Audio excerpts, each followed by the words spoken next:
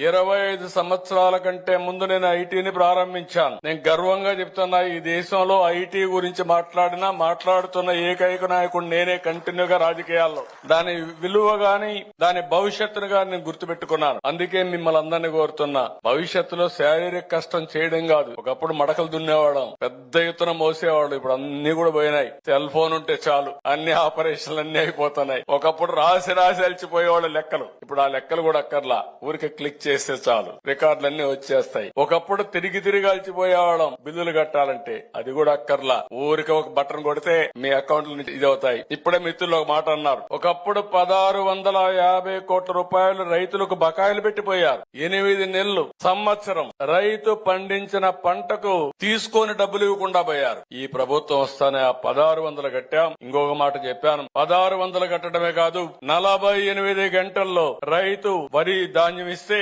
ధాన్యానికి తిరిగి వాళ్ళ బ్యాంక్ అకౌంట్ లో డబ్బులు వేసే ప్రభుత్వం ఈ ప్రభుత్వం అని చెప్పి కూడా నేను మీకు తెలియజేస్తున్నా. నేను ఇప్పుడే మాట్లాడితే ఇంకొక మాట కూడా అన్నాను, మేము 4 గంటలకే ఇస్తున్నాం సార్ మా కమిషనర్ అంటే. 4 గంటలకు అవసరం ఏంటి? అవసరమైతే ఇన్స్టెంట్ గా ఇద్దాం. రైస్ మిల్లు డౌన్లోడ్ చేసుకుంటారు, ట్రాక్టర్ ని సంతకం పెడతాడు, కంప్యూటర్ లో ఎంటర్ చేస్తాడు. ఎంటర్ చేసిన నెక్స్ట్ మినిట్ లో రైతు అకౌంట్ కు డబ్బులు పడాలి.